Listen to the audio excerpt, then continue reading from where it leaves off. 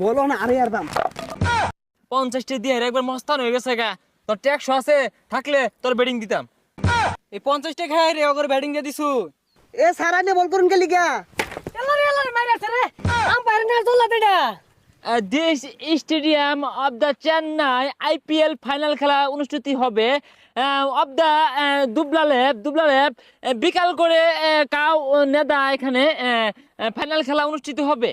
Sometime horse eating the Dubla ঘাস বিকাল করে চড়ে। তোরা আজ থাকে ফাইনাল খেলা এত দেরি হলে চলবো? আমি কোন শহরে তোর তোমার দেখা রয়েছি সকালে।